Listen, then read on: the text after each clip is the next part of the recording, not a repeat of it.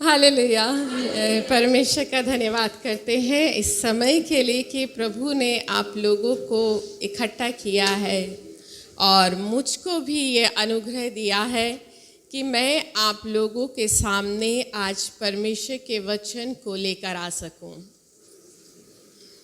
और मैं उम्मीद करती हूं कि आज का जो वचन है आप लोगों से बातचीत करें। तो इससे पहले कि मैं थोड़ा सा वचन को बोलूं, मैं एक चीज़ बता दूं कि आप सब आए हैं तो आपको ये तो पता ही होगा कि आपको अच्छा हंसी मजाक तो सुनने को मिलेगा नहीं मेरे मुंह से, है ना। हो सकता है कुछ कठोर चीज़ें सुनने को मिले, ठीक है। सो कठोर बातें, कठोर वचन, क्योंकि इब्रानियों की किताब कहती है कि परमेश्वर का वचन दो धारी तलवार से भी अधिक चोखा है, जो मांस गूदे गूदे को आर पार छेदता है। तो आप सब जितने भी लोग यहाँ पर उपस्थित हैं, यहाँ पर बैठे हैं, तो आप लोग अच्छा सुनने आए हैं या सच सुनने आए हैं? तो सच तो भैया कठोर होता है ना। वो आपको चुभ सकता है, अच्छी चीज़ें चुभती नहीं है ना। वचन में क्या लिखा है? क्या है परमेश्वर का वचन? दो धारी तलवार जो मांस गूदे गूदे को आर पार छेदता है। अब जब मांस गूदा गूदे को आर पार छेदता है तो दर्द होता है या नहीं होता? बहुत दर्द होता है। कईयों के तो मुंह में कई दिन तक सूजन आ जाएगी, शायद मुझसे बात भी ना करना चाहे। भाई दर्द होगा ना सुनेंगे तो उसको भैया मैं नहीं हूँ, परमेश्वर का वचन है जो हमें चोट पहुँचाता है। और अगर हमें परमेश्वर का वचन, मैं समझती हूँ, चोट ना पहुँचाए तो वो मेरे लिए तो बेकार है, ठीक है। क्योंकि मैं अपने स्वभाव से देखूं तो मुझे तो वो वचन सुनना पसंद है जो कहीं ना कहीं मुझे चुभे, क्योंकि तलवार का काम क्या है? चुभना। अब अगर तलवार में धार है तो वो चुभेगी। अगर आपको वो वचन चुभ नहीं रहा है तो इट मीन्स वो वचन काम नहीं कर रहा। अब आप कोई तलवार चलाओ और उससे गूदा ही गूदा नहीं कट रहा तो क्या वो तलवार किसी काम की है? नहीं है। अब आप तलवार चलाओगे तो मांस गूदा गूदा कटना चाहिए ना, चोट पहुंचनी चाहिए। अगर आपको चोट नहीं पहुंच रही, आपको बस अच्छा लग रहा, अरे वाह क्या वचन था, हंसते हंसते पेट में ही दर्द हो गया, तो परमेश्वर का वचन जोक तो है नहीं। वो तो काम करता है हमें काटने का, छाटने का, और कटाई छटाई में दर्द तो होता ही है। अब कोई पत्थर कहे काश्तकार से कि भाई तू मुझे सुंदर मूर्त तो बना, बट मुझे तराशते समय दर्द नहीं होना चाहिए। अब जब काश्तकार छेनी हथौड़ी चलाता है तो दर्द होता है या नहीं होता? अब मेरे हाथ में छेनी हथौड़ी दो, मैं आप पे शेप मारूं तो आपको दर्द होगा या नहीं होगा? है ना। तो ये समझो ये छेनी हथौड़ी ही है जो मैं लेकर आई हूं प्रभु की, ठीक है। अब हो सकता है आपको दर्द भी हो।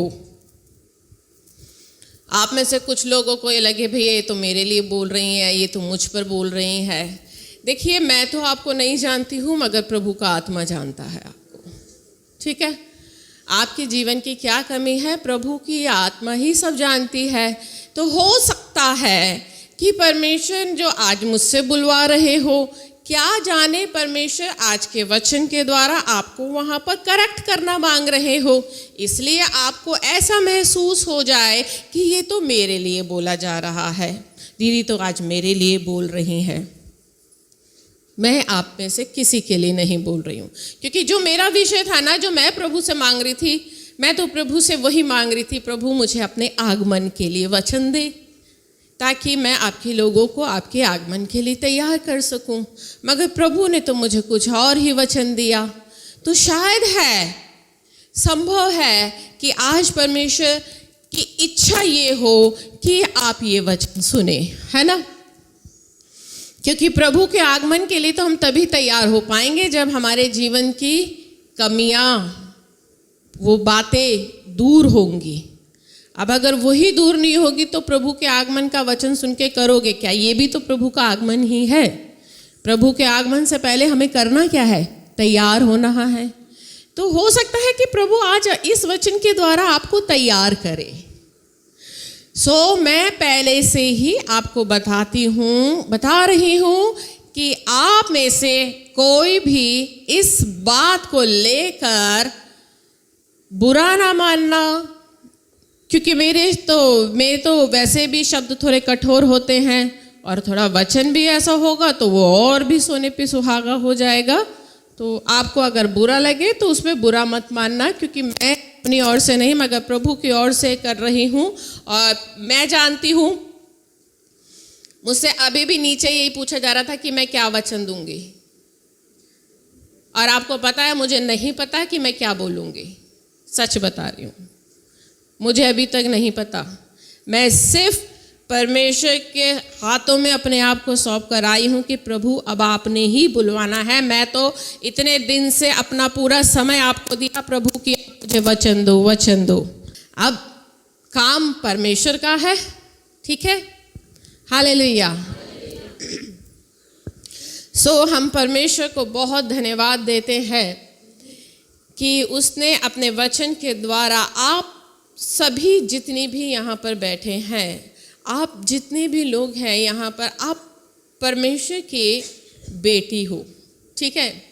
और हर एक पिता का जो रुझान होता है वो बेटों से अधिक बेटियों पर होता है। वो बेटों को तो एक बार कौन सुना कर सकता है, मगर बेटियों के कहना कभी नहीं। तो सोच लो, आप भी परमेश्वर की बेटी हो तो वो आप परमेश्वर के लिए कितने कीमती हो सकते हो। हम सब क्या हैं? प्रभु की बेटियां हैं। आपने अब तक बहुत सारे, हो सकता है वुमेन सेमिनार को लेकर, औरतों को लेकर बहुत से वचन सुने होंगे, जहाँ जिन वचनों में ये बताया जा रहा है कि आप प्रभु की राजकुमारी हो, आप रानी एस्तर हो, आप हन्ना हो, आप सारा के समान हो, बहुतों को ये अभिषेक में मिलता है। मैं आपको ऐसा कुछ नहीं बताने वाली कि आप रानी एस्तर हो, आप हन्ना हो, आप सारा हो। इससे पहले कि आप ये सब जानो कि आप क्या हो, हर एक औरत, हर एक लड़की के लिए ये जानना बहुत ज़रूरी है कि परमेश्वर ने उसे क्यों बनाया है। वचन में जब हम जाते हैं, जब प्रभु ने सारी सृष्टि का निर्माण किया था और आदम की रचना करी थी, तब प्रभु ने आदम को बनाने के बाद में क्या बोला था? 7 दिन तक प्रभु सृष्टि का निर्माण करते रहे और सृष्टि को बनाने के बाद हर एक दिन की रचना करने के बाद प्रभु ने बोला अच्छा है। पढ़ा है बाइबल में, पहला दिन बनाया, सूरज चांद बनाए, अंधेरे को उजाले से अलग किया, हर चीज को बनाकर प्रभु ने क्या कहा? अच्छा है।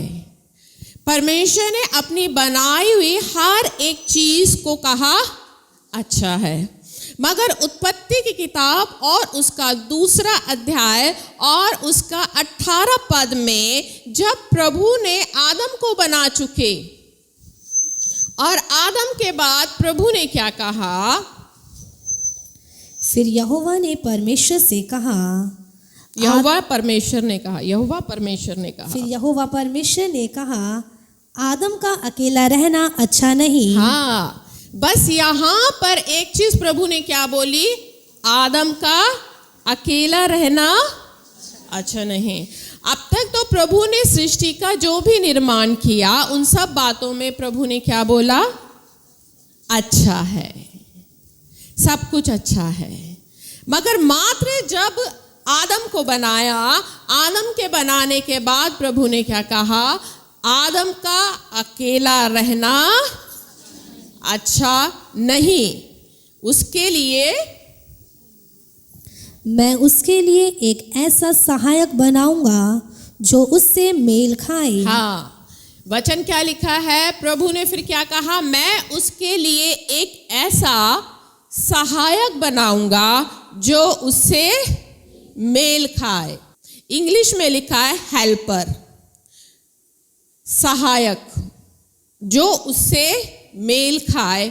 इंग्लिश का वर्ड जो मेल खाने का है उसमें लिखा है सूटेबल, एडप्टेड और कॉम्प्लीमेंट्री, यानी हूबहू उसकी जेरक्स कॉपी, हूबहू उसकी जेरक्स कॉपी। सो जब परमेश्वर ने आदम को बनाया था, वचन बताता है परमेश्वर ने आदम के अंदर आदम को अपनी समानता और अपने स्वरूप में बनाया था। सो जब परमेश्वर ने आदम को अपनी समानता, अपने स्वरूप यानी अपने गुणों से भरा हुआ बनाया था, अपने प्रेम, अपनी दया से भरा हुआ बनाया था, और आदम की जेरक्स कॉपी उसी का सप्लीमेंट्री समझते हो आप। जैसे उदाहरण के तौर पर अगर आपको कोई किसी दवाई की ज़रूरत है, डॉक्टर ने आपको कोई दवाई लिख दी है और आप केमिस्ट पे जाओगे तो केमिस्ट आपको कहेगा देखो मेरे पास ये वाली पर्टिकुलर ये दवाई तो नहीं है, मगर इसी से मिलती जुलती इसी का सप्लीमेंट ये है, जो इसके अंदर सॉल्ट है, सेम वही दवाई ये है। वो आपको सेम वो दवाई तो नहीं अवेलेबल करा पाएगा, मगर आपको दूसरी दवाई देगा जिसमें सेम वही सारे सॉल्ट होंगे। सो ठीक इसी तरीके से जैसे आदम बना था, वही सॉल्ट जो आदम के अंदर था, सब कुछ वही नेचर, वही बातें, वही स्वभाव परमेश्वर ने हव्वा के अंदर डाला। परमेश्वर ने आदम और हव्वा को सेम जेरक्स कॉपी बनाया था, इसीलिए प्रभु ने आगे कहा था, आदम बोलता ये मेरी हड्डी में से निकली हड्डी, ये मेरे मांस में का मांस है। औरत जो है, एक औरत पुरुष की बिल्कुल पूरक है, मैं ऑपोजिट नहीं कहूंगी, सिमिलर कॉपी है। बस यहाँ पर एक मेल बनाने के लिए परमेश्वर ने वहाँ पर उसको मेल बनाया, उसको फीमेल बनाया, उसको पुरुष बनाया, उसको स्त्री बना दिया। है वो बिल्कुल जेरक्स कॉपी, कोई फर्क नहीं है। परमेश्वर ने स्त्री को पुरुष की पसली से बनाया। पसली से क्यों बनाया? शरीर की और भी हड्डियां थी। मैं सोच रही थी कि प्रभु ने क्यों औरत को पसली से ही बनाया, क्योंकि पसली जो है शरीर का बिल्कुल मिडिल भाग है। प्रभु चाहते तो पैर की हड्डी से बना सकते थे, मगर पैर की हड्डी से नहीं बनाया, क्योंकि परमेश्वर को मनुष्य की सोच पता है, यदि मैंने इसे पैर की हड्डी से बनाया तो पुरुष हमेशा इसे नीचे ही रखेगा। जबकि आज भी सालों से औरत की जो हालत है वो ऐसी ही कई जगहों पर होती रही, जहां औरत को बहुत कमतर, बहुत नीचा समझा जाता रहा। जबकि परमेश्वर ने पुरुष की पसली से बनाया ताकि वो उसकी पसली बने, उसकी सहायक बने, उसकी समानता बने, उसकी जेरक्स कॉपी बने, उसके बराबर, ताकि जो हक, जो राइट परमेश्वर ने आदम को दिया है, जो अधिकार परमेश्वर ने आदम को दिया, जो बातें, जो वरदान आदम को दिए, सब कुछ परमेश्वर ने औरत को दिया। इसीलिए अगर आप परमेश्वर का वचन पढ़ते हैं तो पुराने नियम में परमेश्वर ने मूसा की बहन मरियम को भविष्यवक्ता होने के लिए चुना था। न्यायों की किताब में परमेश्वर ने दबोरा को चुना था। अगर परमेश्वर शुरू से ही स्त्री पुरुष में भेदभाव करते, परमेश्वर के स्वभाव में होता कि ये तो स्त्री है, ये कमजोर है, मैं इसको नहीं चुनूंगा, तो परमेश्वर मरियम को प्रॉफिट नहीं बनाते, दबोरा को प्रॉफिट नहीं बनाते, एस्तर को नहीं चुनते जो एक पूरे समाज के छुटकारे का कारण बनती। मगर समाज में क्या हुआ, इस बात को गलत समझा जाने लगा। लोगों ने बहुत सी स्टडियां ऐसी निकली जहां पर लोगों ने कह दिया कि औरत प्रचार नहीं कर सकती, औरतों को दबाया गया है, औरतों के प्रचार पे बहुत सारी बातें उठी। खैर ये तो मेरा दूसरा टॉपिक है, बाद में आऊंगी। हाँ, तो परमेश्वर ने औरत को आदम की पसली से बनाया ताकि वो उसके बराबर रहे। मगर एक चीज देखी जाती है, आप सोचो अगर प्रभु सर की हड्डी से बना देते तो क्या होता? फिर औरत कहाँ होती? है ना, सर पे बैठती है। अभी तो जबकि बनाया नहीं है, बनाया तो पसली से, मगर फिर भी बहुत सी औरतों की जगह तो यही होती है, अपनी जगह ढूंढ ही लेती हैं सर पे बैठने की, है ना। मगर दिक्कत और अफसोस की बात है कि आज जितनी भी मसीह औरतें हैं वो इस बात को भूल गई कि परमेश्वर ने हमें पुरुष के साथ उसकी सहायक होने के लिए बुलाया है, ताकि हम उसकी सहायक हो। और इस बात के लिए परमेश्वर का वचन कई बार बोलता है कि औरत को किस तरह का स्वभाव रखना चाहिए। अगर आप नीति वचन की किताब उसका 31 अध्याय को निकालेंगे और उसके 10वें पद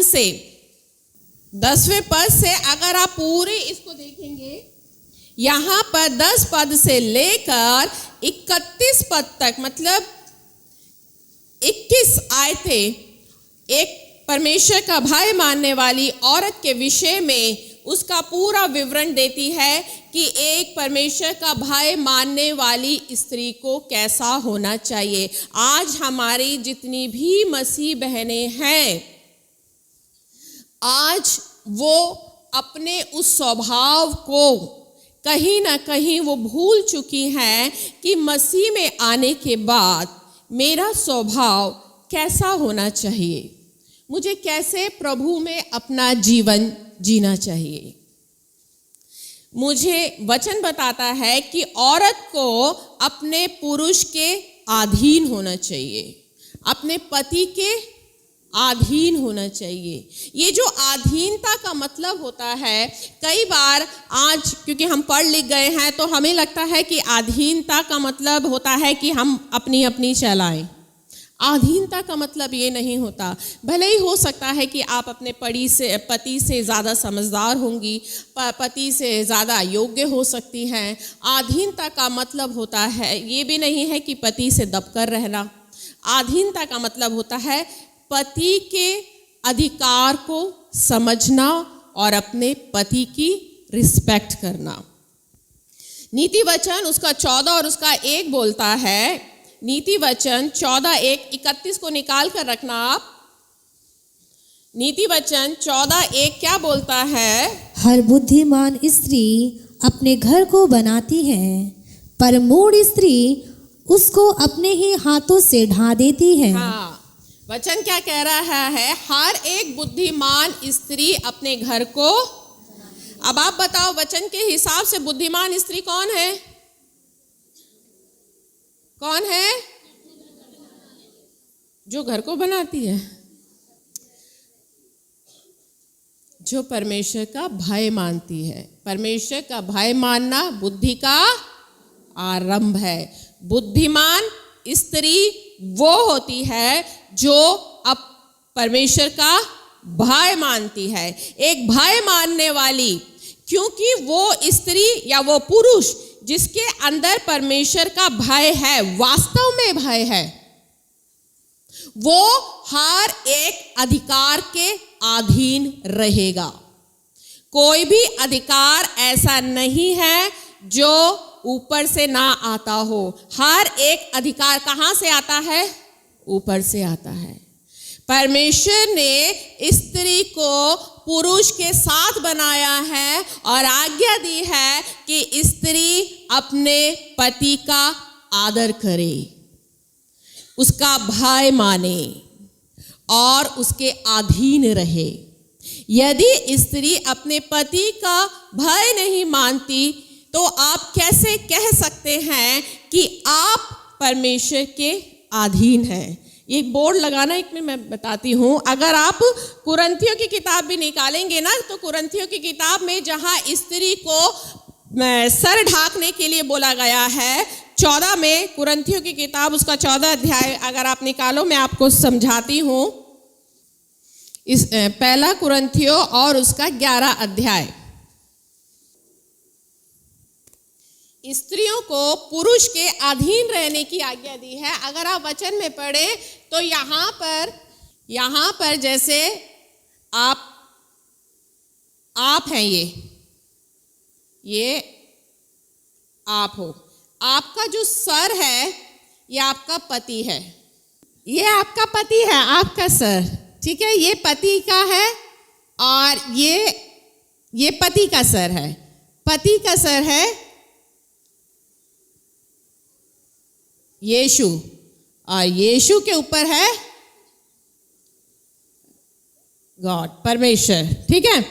अगर आप इसके अंडर नहीं आओगे तो आप इसके अंडर कैसे आओगे?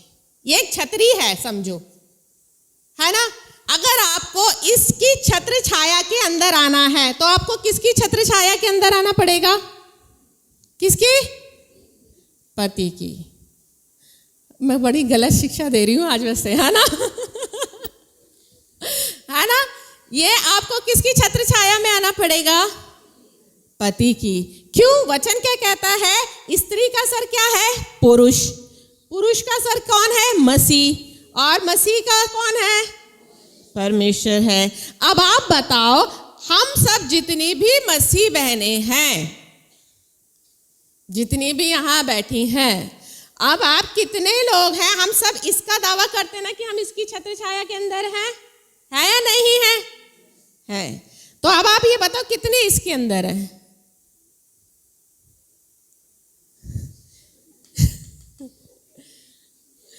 निकल गई सबकी हवा।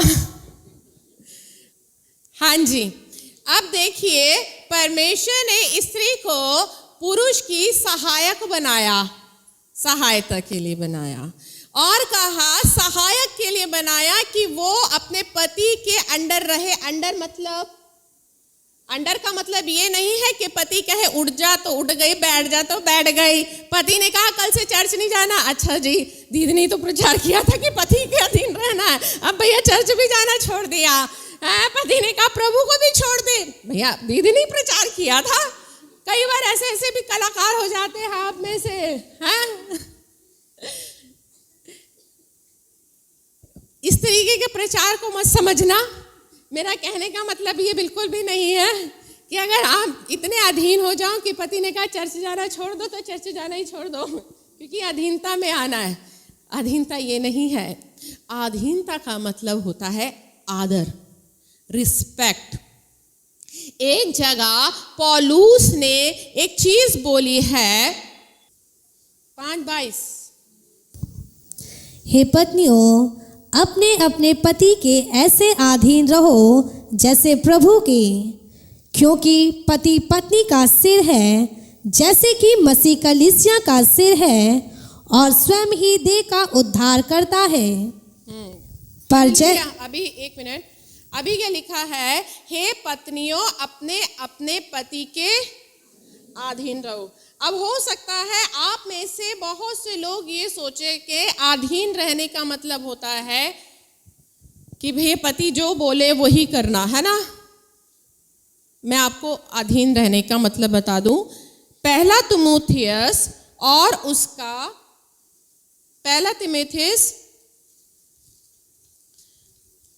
क्योंकि अक्सर लोग इस आयत को ना बहुत गलत प्रचार कर रहे हैं। पहला तीमुथियुस और उसका 2 अध्याय और उसका 11 पद। स्त्री को चुपचाप पूरी अधीनता से सीखना चाहिए। मैं कहता हूं कि स्त्री ना उपदेश करे और ना पुरुष पर आज्ञा चलाए, परंतु चुपचाप रहे। हाँ, एक मिनट, यहां पर ये जो वचन बोला है पौलुस ने कि स्त्री चुपचाप रहे, है ना पुरुष पर आज्ञा चलाए। अक्सर मैंने देखा है बहुत से प्रचारक, बहुत ही प्रचारक लोग इस बात को यहाँ पर ये कहकर प्रचार करते हैं कि औरत को प्रचार नहीं करना चाहिए। यहाँ तक कि मेरे YouTube चैनल पे भी मेरे पास में इतने कमेंट्स आते हैं, वो पूरी की पूरी आयत ही मुझ पर चेप देते हैं कि औरत को प्रचार नहीं करना चाहिए। मगर अगर आप यहाँ पर इस बात को ध्यान से देखेंगे ना, तो यहाँ पर लिखा है कि औरत एक स्त्री को पूरी चुपचाप पूरी अधीनता से सीखना चाहिए। मैं कहता हूँ स्त्री उपदेश ना करे, ना पुरुष पर आज्ञा चलाए, पर चुपचाप रहे। इंग्लिश की एक ट्रांसलेशन है, उसमें लिखा है कि स्त्री को कि डिक्टेट नहीं करना चाहिए पुरुष को, क्योंकि बहुत सी मसीह औरतें मसीह में तो आ जाती हैं, वो पुरुष को क्या करती हैं? डिक्टेट का मतलब होता है सिखाना, ऑर्डर देना। आज कितने ही परिवारों में ये समस्या होती है कि औरत अपने पति को डिक्टेट करती है, ऑर्डर देती है। अधीनता का मतलब ये नहीं है, बिल्कुल भी नहीं है कि आपके पति ने आपको जो बोला उठ जा उठ गई, बैठ जा बैठ गई, सो जा, यहाँ नहीं जाना यहाँ नहीं जाना, ये बिल्कुल नहीं है।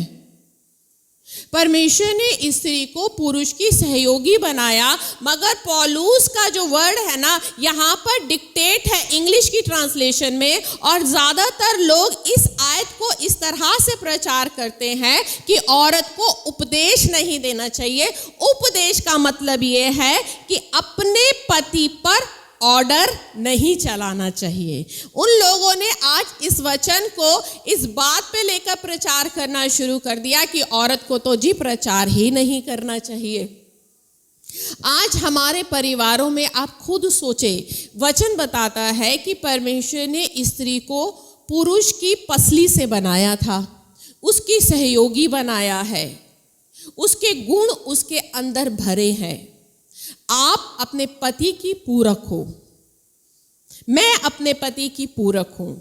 मगर यदि मैं चाहूं कि मैं अपने पति को डिक्टेट करूं, मैं अपने पति पे ऑर्डर चलाऊं, आज के आज ये काम हो जाना चाहिए, नहीं हुआ तो बस, होता है या नहीं कई परिवारों में, है ना?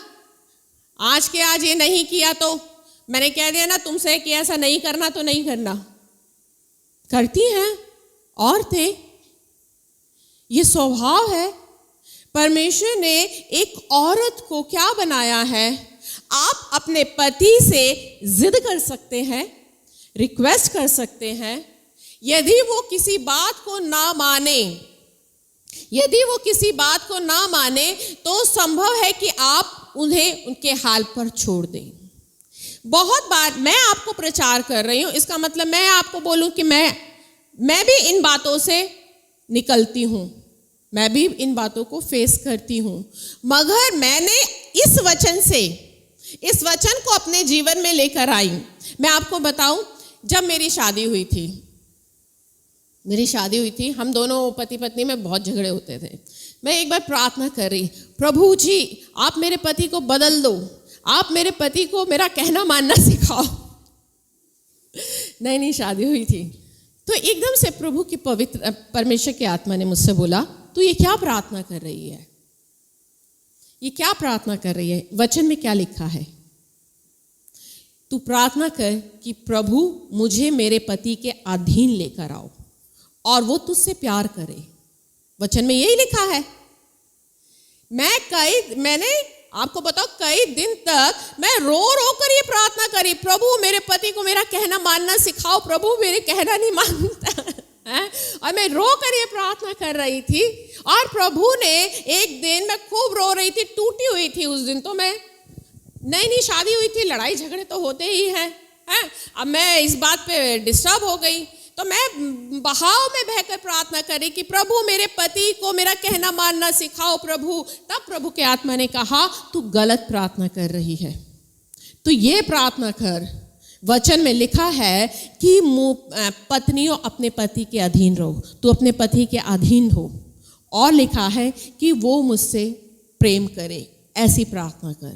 फिर मैंने जब ऐसी प्रार्थना करनी शुरू करी, लगातार मैं अपनी प्रार्थनाओं में ये प्रार्थना करती रही कि प्रभु जी मुझे मेरे पति के अधीन रहना सिखाओ। मैं आपको बताऊं, मैं अपने परिवार की इकलौती लड़की थी, 2 भाइयों की, पापा की इकलौती लड़की, 2 भाइयों में एक बहन। मैं बहुत ही ज़्यादा सरचड़ी, बदतमीज, लाडली, अधीन रहना मुझे नहीं आता था जब मेरी शादी हुई, क्योंकि मेरे परिवार का जो माहौल था शुरू से ही एक फ्रेंडली माहौल था। मेरे पापा ने मुझे अपनी माँ बनकर, दोस्त बनकर पाला। मुझे कभी ऐसा नहीं लगा कि मुझे किसी के अंडर आना कैसा होता है, मैंने नहीं सीखा। मैंने इवन अगर जॉब भी करी थी तो मैं जॉब में भी जहां मैं जॉब करती थी मैं अपने बॉस की नहीं सुनती थी। ऐसे ही है ना जी, वो बैठी है मेरी भाभी, आप पूछ सकते हो। शुरू से ऐसे ही नेचर थी मेरी। जब मेरी शादी हुई तो मेरे लिए बहुत मुश्किल हो गया, मेरे लिए भी ये चीज मुश्किल हो गई थी कि पति के अधीन कैसे आए। प्रभु ने मुझे सिखाया कि तू प्रार्थना करना शुरू कर कि तू अपने पति के अधीन आए। तब मैंने परमेश्वर से प्रार्थना करनी शुरू करी, प्रभु जी मुझे मेरे पति के अधीन लाओ। अधीन कैसे आते हैं प्रभु, मैं नहीं जानती। धीरे धीरे परमेश्वर ने हम दोनों के बीच में वो अंडरस्टैंडिंग लेकर आए। जहाँ छोटी छोटी बातों में लड़ाइयाँ होती थी, मैं कुछ बोलती थी, वो नहीं सुनते थे, वो बोलते थे, तो मुझे लगता था ये मुझ पर ऑर्डर चला रहे हैं। मैंने तो कभी ये ऑर्डर सुना ही नहीं, बल्कि मैं ऑर्डर देती थी तो मेरे भाई और पापा उस चीज़ को सुनते थे। यहाँ तो उल्टा हो गया, शादी के बाद होता है नहीं, आप लोगों के साथ भी होता है ना, शादी के बाद उल्टा ही हो जाता है। घर में तो हम चलाते थे, अब शादी के बाद तो सुननी पड़ती है। तो जब शादी होती है तो किसी भी एक लड़की के लिए ये बड़ी दिक्कत की बात होती है। तो अब वो ये क्या सोचती है, भैया जैसे मेरी घर में चली, मेरे मम्मी पापा सुनते थे, अब तुम भी सुनोगे। तो वो इस चीज को गले नहीं उतार पाती। मेरे लिए भी मुश्किल था, मगर मैं परमेश्वर का धन्यवाद करती हूँ कि प्रभु ने मुझे सिखाया कि मैं इस छतरी के नीचे आऊं। और फिर जब मैं इस चीज के नीचे आने लग गई तो बहुत सी बातों में परमेश्वर की आत्मा मुझे डील करना सिखाती रही। बहुत बातों में हम दोनों पति पत्नी की बातें हुई जहां मुझे अपने पति के फैसले पसंद नहीं आते थे। वहां परमेश्वर की आत्मा ने मुझसे कहा चुप हो जा, मैं चुप हो गई। प्रभु की आत्मा ने मुझसे कहा चुप रहने के लिए, क्योंकि मुझे उनके फैसले पसंद नहीं आए, बहुत से डिसीजन आज भी नहीं आते पसंद। तो वहां पर फिर मैं चुप हो जाती हूँ, करने देती हूँ। फिर उसके बाद में जब नुकसान होता है तब तो उन्हें पता चलता है, कहते मिन्नी तुम ठीक कह रही थी। अब कौन सही हुआ फिर बाद में आकर, मैं ही हुई ना। मगर लड़ाई झगड़ा करके मैं अपनी बात मनवा लूं। कई बार मुझे कुछ काम करना होता है, कहीं जाना होता है, इनफैक्ट कभी शॉपिंग में, यहाँ तक कि मैं आपको बताऊं, मैं अगर अपने लिए शॉपिंग के लिए भी जाती हूँ, अगर मुझे एक सूट भी लेना होता है ना, तो मैं अपने पति की परमिशन के बिना नहीं लेती, जब तक वो हाँ नहीं करते। सच बता रही हूँ, वो हाँ कर देंगे, ले लूं। अगर उन्होंने जरा से भी, हल्का से भी मुझे लगा ना कि कुछ मना किया, तो फिर मेरा मन नहीं करता लेने का। क्यों? क्योंकि जिस बात से घर में वाद विवाद हो, मुझे प्रभु के आत्मा ने ये सिखाया है कि जहां पर भी वाद विवाद हो वहां पर चुप हो जाओ, नहीं लो उस चीज को। मैं इंतजार करती हूं जब वो उस चीज की खुशी से परमिशन दे देंगे। अभी हाल ही की बात है, मेरी बेटी को पिकनिक जाना था, सारा को पिकनिक जाना था। तो जब मेरे सामने प्रपोजल आया मैंने हाँ कर दिया, मगर जब इनको पता चला इन्होंने मना कर दिया, फिर मुझे भी मना करना पड़ा। मेरी बेटी मेरे पीछे पड़ी रही कि पिकनिक जाने के लिए हाँ करवाए, हाँ करवाए। फिर मैंने अपनी बेटी सारा से बोल दिया, देख मेरी तरफ से परमिशन है, अगर पापा बोलेंगे तो ही जाना। जब डिसीजन हुआ इन्होंने मुझ पर डाल दिया, मेरी तो परमिशन है नहीं, अपनी मम्मी से पूछ ले। मैंने इनसे बोल दिया, मैंने कहा देखो तुम्हारी परमिशन के बिना मैं नहीं भेजूंगी, अगर तुम हाँ करोगे तो ही मैं भेजूंगी। ऐसे बहुत से डिसीजन होते हैं जहां मैं अपना डिसीजन नहीं लेती, मैं इंतजार करती हूं कि जब ये डिसीजन देंगे तब मैं उस काम को आगे करूंगी।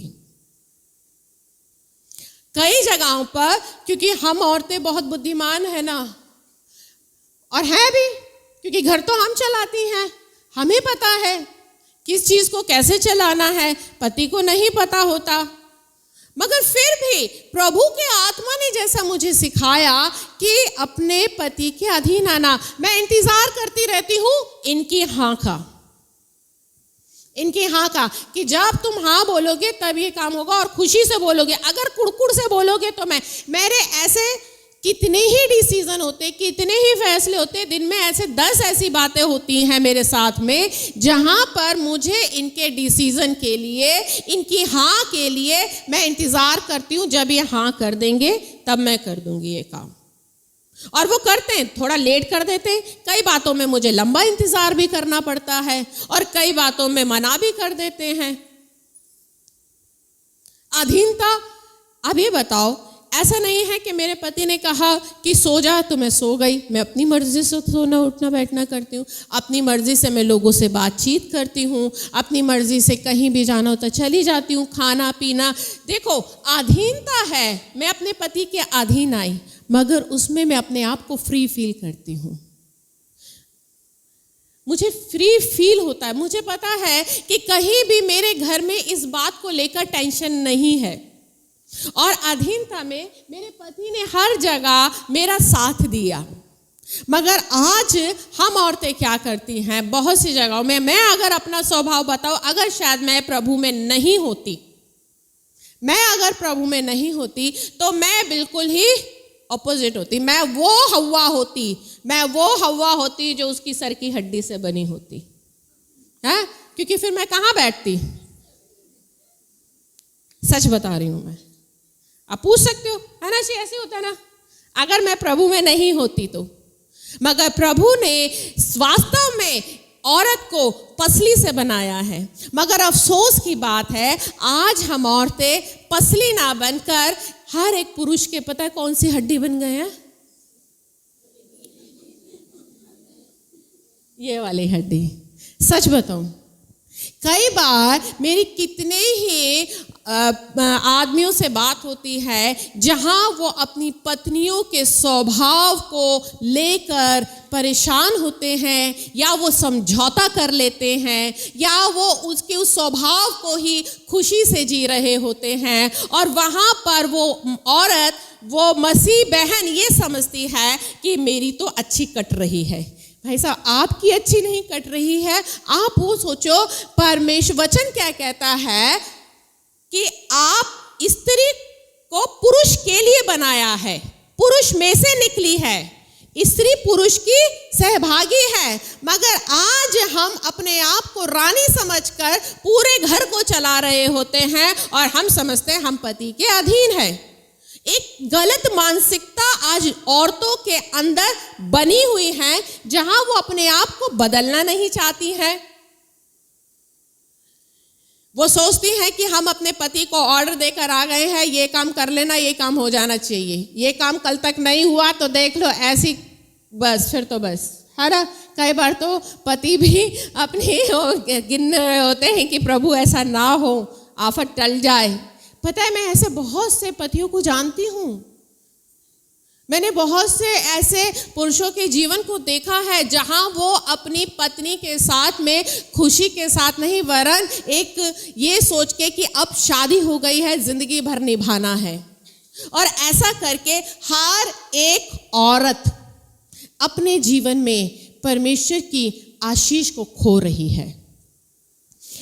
परमेश्वर के वचन में लिखा है, तुम पृथ्वी के नमक हो, और अगर नमक अपना स्वभाव खो दे तो वो फिर किसी चीज से नमकीन नहीं हो सकता। फिर उसका काम क्या होगा?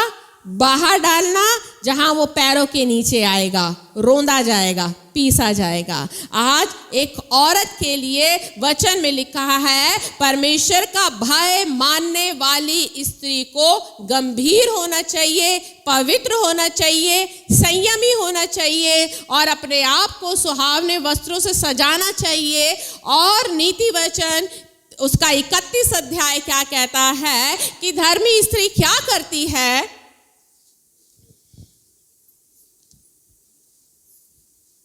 नीति वचन 31 अध्याय में आप उसका पढ़ो, 12 पद से क्या लिखा है? 12 पद को, वह अपने जीवन के सारे दिनों में उससे बुरा नहीं वरन भला ही व्यवहार करती है। हाँ, स्त्री क्या करती है अपने पति के साथ? भला व्यवहार करती है। भला व्यवहार मतलब हर परिस्थिति में उसकी आज्ञा उसके साथ मानना, उसके साथ चलना। आप सोच रहे होंगे ये आज क्या प्रचार हो रहा है, हम तो सोच रहे थे अभिषेक की प्रार्थना होगी। ये पता है ये प्रचार बहुत ज़रूरी है। मैंने इन दिनों परमेश्वर से कई बार प्रार्थना में ये पूछा कि प्रभु आप मुझे ये क्या सिखा रहे हो। मैं तो ये चाहती थी कि मैं ये ऐसा वचन प्रचार करूं कि प्रभु के आगमन में एक औरत का क्या सहयोग होगा, मैं ये चाहती थी। आप इनसे पूछो, आशीष ने भी मेरे से पूछा था जब स्टार्टिंग में कि दीदी इस वुमेन सेमिनार में अब क्या विषय लोगे, तो शायद विमल को भी मैंने ये बताया था कि मैं प्रभु के आगमन पर करूंगी। और मैंने इतने दिन तक लगातार, लगभग शायद महीना हो गया है, मैं महीना भर प्रभु से ये मांगती रही कि प्रभु के आगमन के लिए औरतों को क्या सहयोग होगा, कैसे वो अपने परिवार को मसीह के आगमन के लिए तैयार करेगी। मगर परमेश्वर की आत्मा मेरे अंदर इस बात को बार बार डालती रही कि आज मसीहत में, प्रभु में सबसे अधिक औरतें ही हैं, है या नहीं? किसी भी कलीसिया में देख लो, कहीं भी देख लो, औरतें ही सबसे ज्यादा है। उत्पत्ति में हव्वा को शैतान ने फल खिलाया था और बाद में वो फल उसने जाकर अपने प्रभु ने कहा, लोग सोचते हैं कि हव्वा ने सिर्फ उस समय फल खाया था। आज भी बहुत सी औरतों को वो दुष्ट फल खिलाता है, बहकाई जा रही हैं, वो आज भी बहकाई जा रही हैं। और आज वो खुद तो बहकती हैं, अपने पति को भी बहकाती हैं। आज भी वो भ्रष्ट हो रही हैं, क्योंकि आज जो स्त्रियां प्रभु को भाती हैं, जो चाल चलन स्त्रियों का प्रभु को भाता है, वैसी स्त्री, वैसी औरत परमेश्वर को नहीं मिल रही है। परमेश्वर को कौन सी औरत, कौन सी प्रभु का भय प्रभु को कैसी स्त्री चाहिए जो उसका भय माने, और भय जो मानेगी वो परमेश्वर की आज्ञाओं को मानेगी। वचन में क्या लिखा है? वो अपने पति से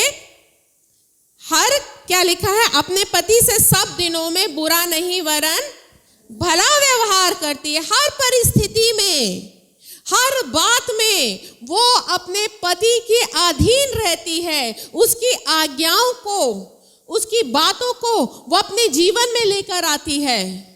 वो अपने पति को छोड़ती नहीं है। बहुत सी ऐसी पत्नियां, अगर आप न्यूज़ देखते हो तो आप न्यूज़ में भी देखते होगे कि बहुत सी ऐसी पत्नियां भी देखी हैं जिन्होंने शादी के बाद किसी और के साथ में अफेयर किया और बाद में उससे मिलकर अपने पति को मरवा दिया, है ना?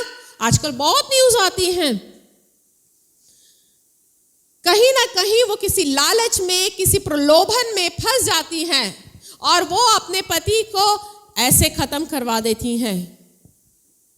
वचन क्या कह रहा है कि वो अपने पति के साथ सब दिन भला ही व्यवहार करती है। उसका स्वभाव क्या है? 13 पद, वह ऊन और सन ढूंढ ढूंढ कर अपने हाथों से प्रसन्नता के साथ काम करती है। हाँ, वो ऊन और सन ढूंढ ढूंढ कर अपने हाथों के साथ, प्रसन्नता के साथ, सबसे पहली बात उसके अंदर मेहनत होती है। वो क्या करती है? ढूंढती है। क्या करती है?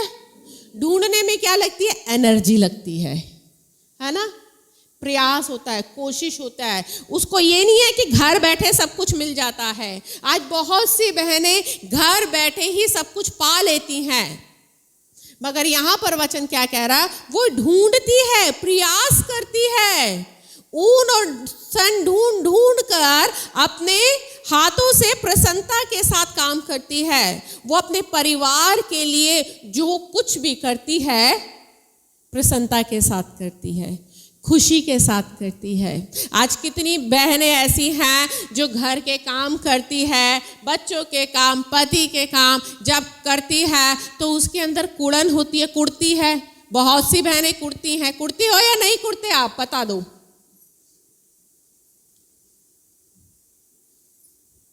कितनी औरतें हैं जो घर का काम, सारे काम, घर की जिम्मेदारियां जब पड़ती हैं तो प्रसन्नता के साथ निभाती हैं उसको?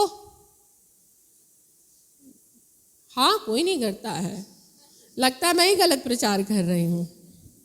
हाँ, वचन क्या कह रहा है? सब औरतें क्या करती हैं? वो औरत क्या करती है प्रभु का भय मानने वाली? प्रसन्नता के साथ। आज बहुत सी औरतों के अंदर अपने घर में ही काम करते रहने के कारण उनके अंदर पता क्या आ जाता है? डिप्रेशन आ जाता है, निराशा आ जाती है, अकेलापन आ जाता है। और फिर वो ढूंढती है डॉक्टर के पास, मुझे आज अकेलापन बहुत लग रहा है। फिर जाती हैं डिप्रेशन की दवाइयाँ खाती हैं। प्रभु का भय मानने वाली औरत क्या करती है? अपने सारे काम प्रसन्नता के साथ करती है। किसके लिए कर रही है?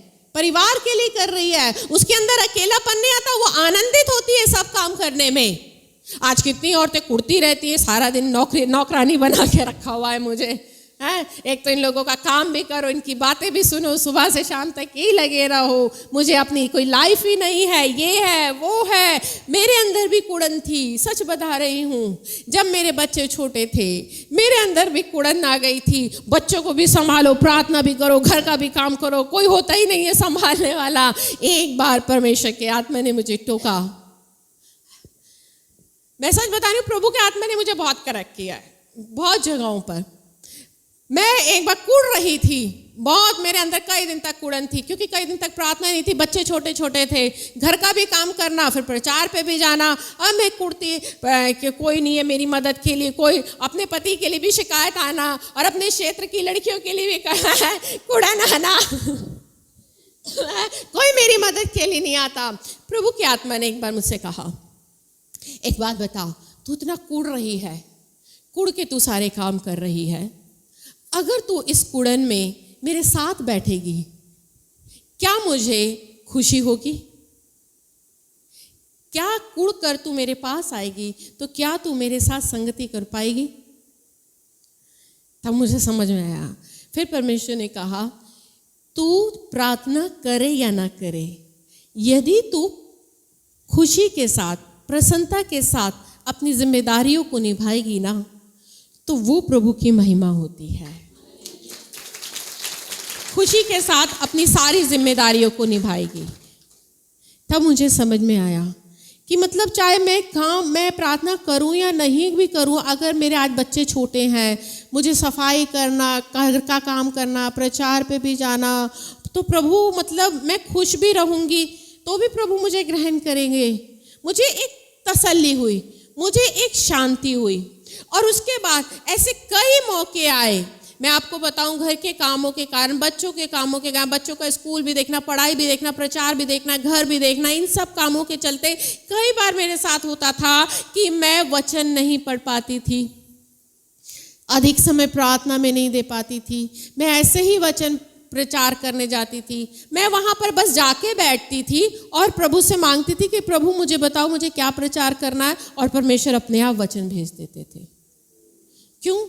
क्योंकि मेरे अंदर कुड़न चली गई, मैं कुड़ती नहीं थी। मैं जो काम कर रही थी उन बातों को एंजॉय करना सीख लिया, खुश रहना सीख लिया।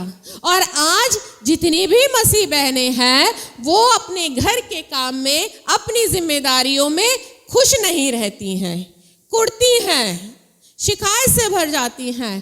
प्रार्थना करने का समय नहीं मिलेगा तो भी कुड़ जाएंगी इस बात पे, तुम्हारी नौकरानी बनी रहती हूँ, प्रार्थना कहाँ से करूँगी। प्रभु को प्रसन्न नहीं है, प्रभु इस बात से प्रसन्न नहीं होता। परमेश्वर तो इस बात से प्रसन्न होता है क्योंकि परमेश्वर ने औरत को बनाया किस लिए है। पहले तो वो औरत बनी है, पहले तो वो पत्नी बनी है, माँ बनी है, बाद में दबोरा आई है, बाद में एस्तर आई है, बाद में मरियम आई है। हाँ, पहले परमेश्वर ने भविष्यवक्ता पैदा किया या औरत पैदा करी? पहले औरत को पत्नी बनाया या भविष्यवक्ता बनाया?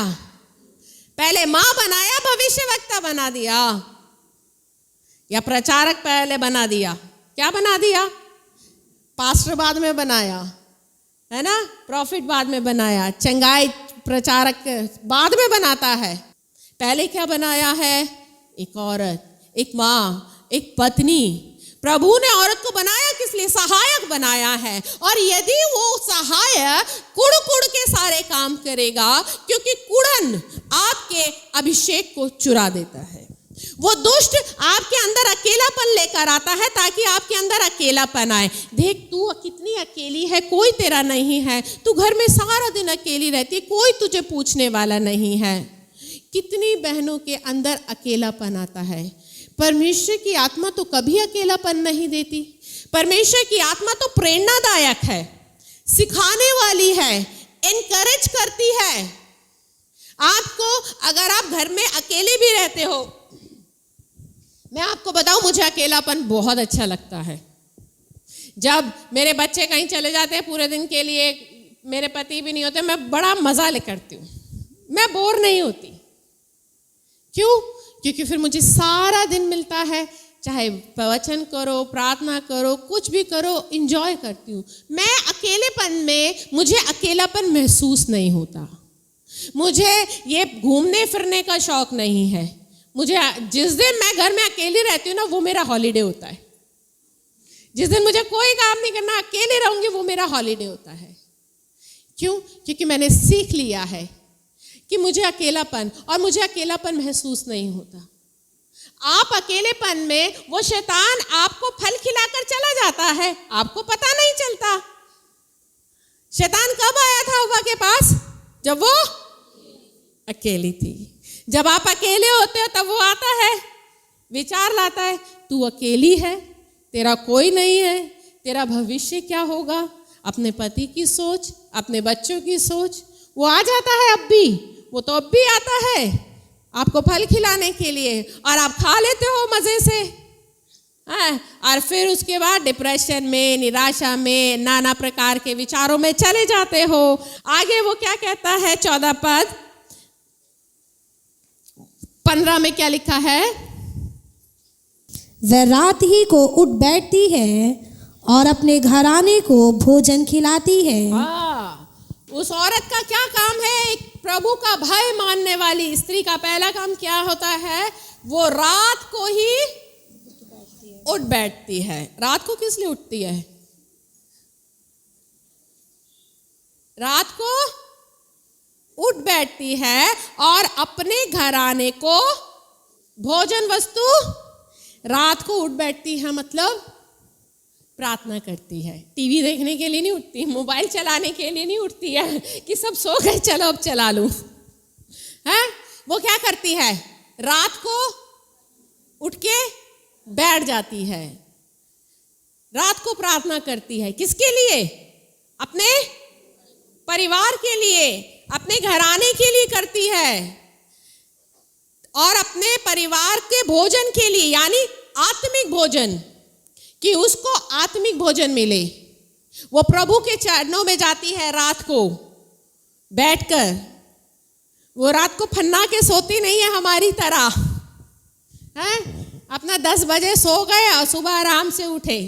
वो रात को उठती है और अपने घराने की भोजन वस्तुओं के लिए, यानी अपने परिवार के लिए लगातार वो प्रभु के पास जाती है कि प्रभु आप इन्हें भोजन दो, प्रभु आप इनसे बातचीत करो, मेरे पति का मन कठोर है, मेरे बच्चे का प्रभु आप में नहीं है, उनका जीवन गलत जा रहा है। वो रात को प्रभु के पास जाती है और लगातार अपने परिवार के लिए भोजन मांगती है, यानी आत्मिक सहायता मांगती है वो। आगे वचन क्या कह रहा है? और अपनी दासी को अलग अलग काम देती है। वह किसी खेत के विषय में सोच विचार करती है और उसे मोल ले लेती है और अपने परिश्रम के फल से दाख की बारी लगाती है। वह अपनी कटी को बल के फेटे से कसती है और अपनी बाहों को दृढ़ बनाती है। हाँ, आप देखो ये वचन जो बता रहे हैं, एक जो औरत का जो स्वभाव बता रहे हैं वो स्मार्ट बता रहे हैं। वो क्या करती है? वो दूर से व्यापार के जहाजों की नाएं अपनी भोजन वस्तुएं दूर से मंगवाती है। वो परख लेती है, वो किसी खेत के विषय में सोच विचार करती है और उसे मोल लेती है। उसकी जो नेचर है, उसका जो नेचर है पैसे को लेकर, वो बहुत सोच विचार कर चलती है, बहुत सोच विचार कर चलती है कि किस तरीके से मुझे पैसे को मैनेज करना है, मुझे पैसा कहाँ पर लगाना है, कैसे लगाना है, मुझे ये खर्चा करना है या नहीं करना है। आज हमारे पास में पैसा आता है तो हमारे पास में हम उड़ा देते हैं, मगर एक औरत प्रभु का भय मानने वाली क्या करती है? सोच विचार करती है। वो अपने धन को लेकर ऐसे नहीं उड़ा देती है, वो धन के विषय में भी सोच विचार करती है। और 18 पद कहता है, वह परख लेती है कि मेरा व्यापार लाभदायक है, रात को उसका दिया नहीं बुझता।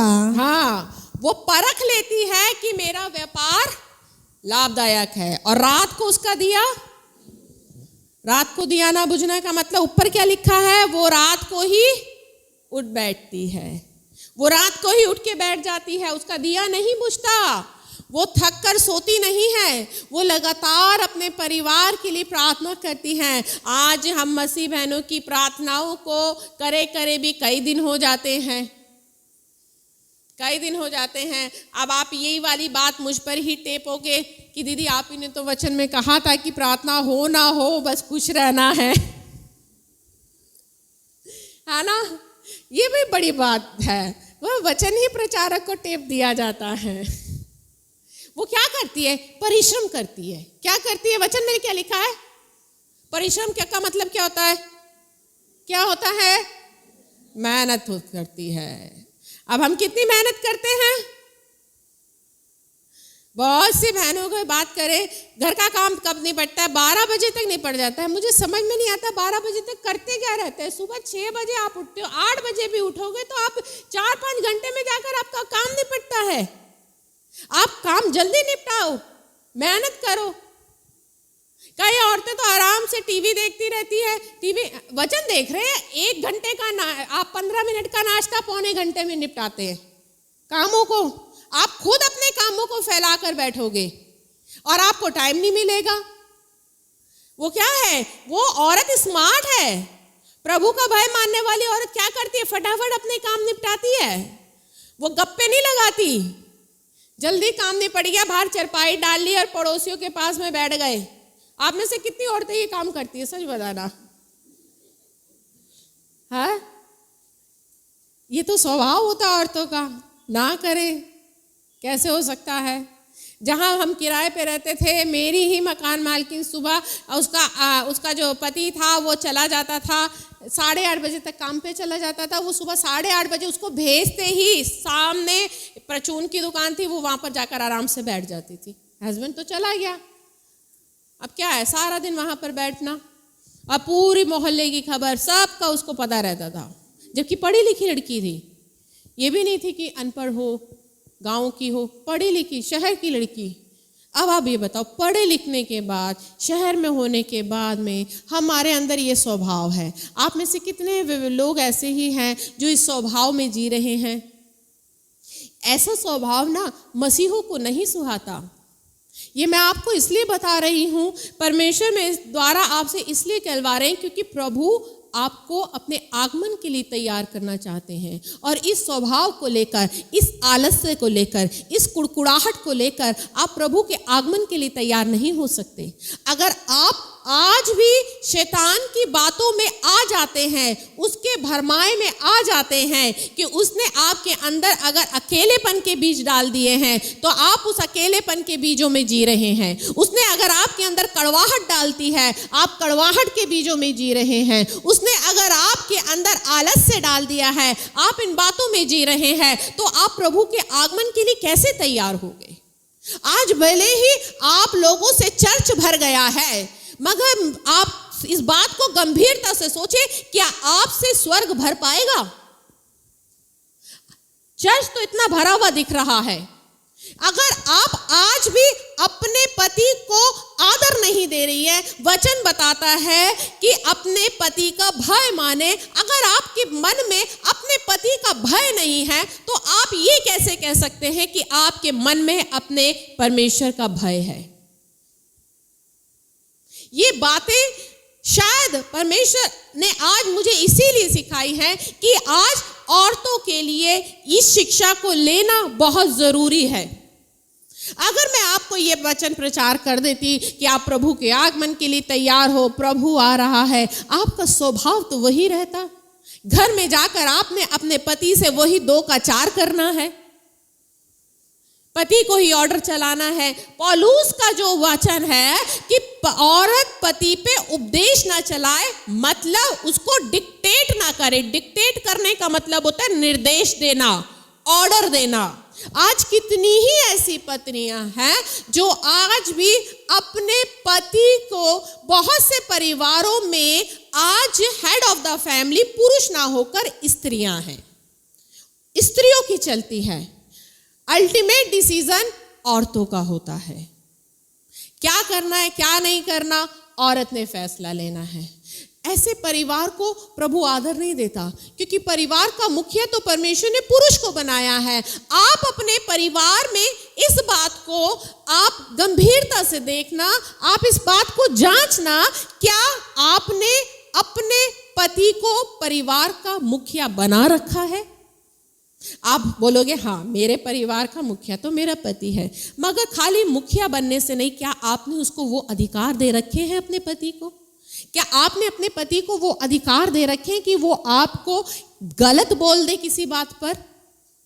क्या आपने अपने पति को ये अधिकार दे रखे हैं कि वो आपको किसी बात पे डांट सके, या आप गलत हो तो गलत बोल दे? यदि आप गलत बोलने पर अपने पति से उल्टा बात कर रहे हो, तो इसका मतलब आप अभी अधीन नहीं हो। आपको अभी अधीन आने की जरूरत है। और अगर आप अधीन नहीं हो तो आप परमेश्वर के आगमन के लिए कैसे तैयार हो पाओगे? क्योंकि प्रभु का आगमन तो बहुत नजदीक आ चुका है। आप यहीं पर इतनी चालें चल जाते हो परिवारों में। आप अगर आज अपने पति के अधीन नहीं हो पा रहे हो, आप अपने पति की रिस्पेक्ट नहीं कर पा रहे हो, तो आप कैसे कर पाओगे? आप सोचो, आपके लिए ये सोचने का समय है। मैं अगर आपको ये प्रचार कर दूं कि आप एस्तर हो, आप सारा हो, परमेश्वर आपको जातियों की माता बना देगा, आपको बड़ी बड़ी बातें बोल जाऊं, आप मुझे बताओ, क्या वो आपके लाभ के लिए होगी? परमेश्वर का भय मानने वाली स्त्री, यहाँ पर तिमुथियुस की किताब क्या बोलती है? पहला तिमुथियुस उसका 3 अध्याय और उसका 11 पद, इसी प्रकार से स्त्रियों को भी गंभीर होना चाहिए, दोष लगाने वाली ना हो, पर सचेत और सब बातों में विश्वास योग्य हो। हाँ, क्या होना चाहिए स्त्रियों को? इसी प्रकार से स्त्रियों को भी गंभीर होना चाहिए। क्या होना चाहिए? गंभीर, दोष लगाने वाली ना हो, पर सचेत और सब बातों में विश्वास योग्य। अब यहां पर एक वर्ड आ रहा है, दोष लगाने वाली।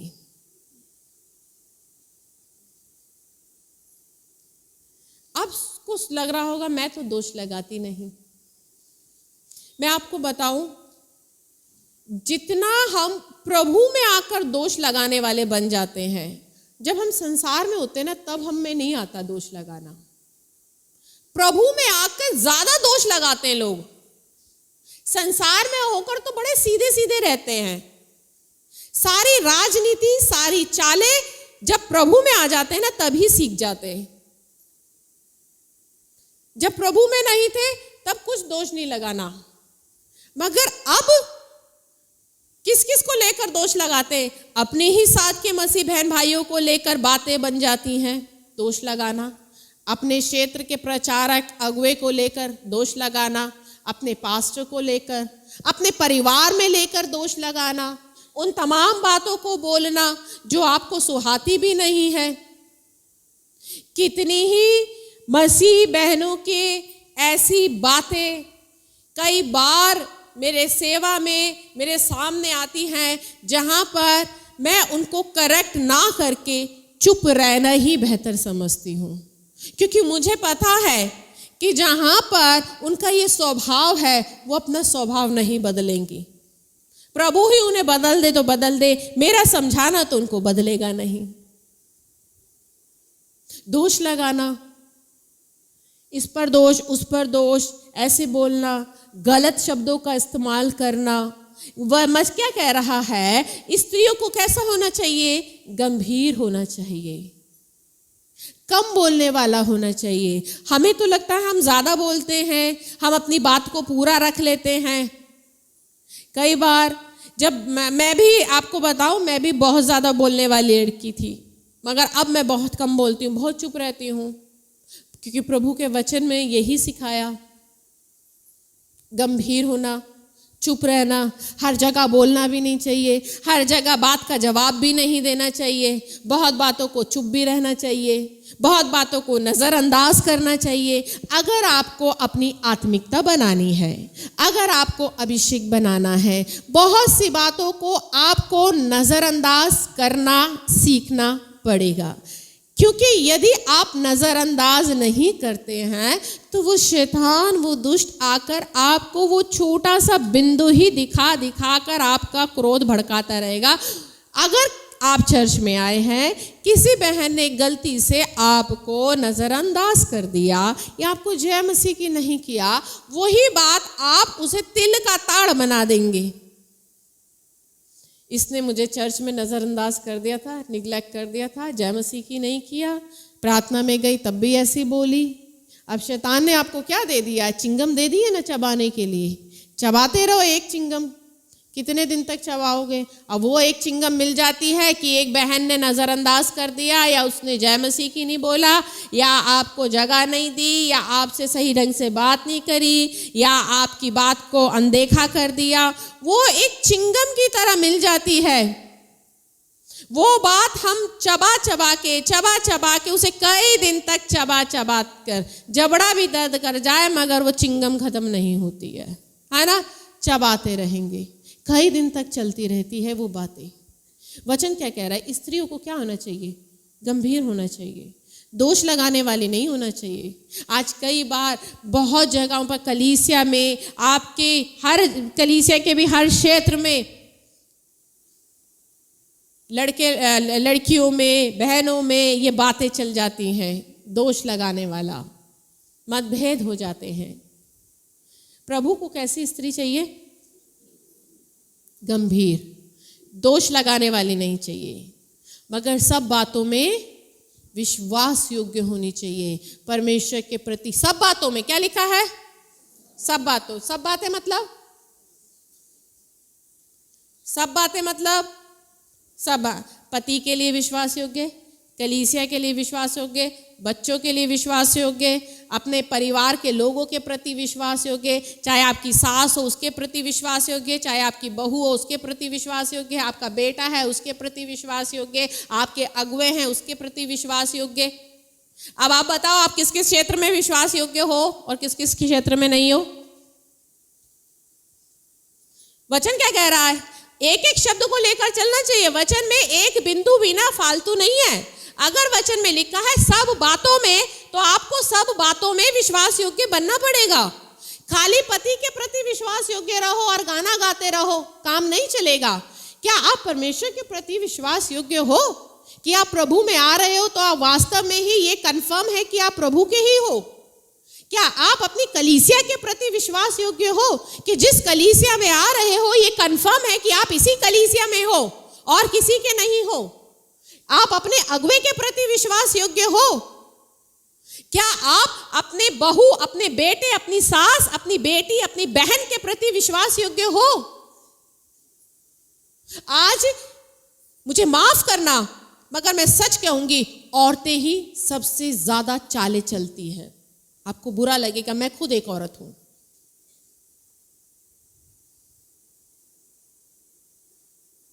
ये सच कह रही हूं। किसी परिवार में 4 पुरुष हो, कभी लड़ाई झगड़ा नहीं होगी। 4 भाई कुंवारे बचपन से लेकर कुंवारेपन तक प्यार से रहेंगे, मगर जहां एक की शादी हुई वहीं पर मतभेद शुरू हो जाता। क्यों हो जाता है भाई? जब वो इतने समय से प्यार से रह रहे थे तो एक औरत आकर ऐसा क्या कर देती है? क्या है हम औरतों में? कभी समझते क्यों नहीं हो?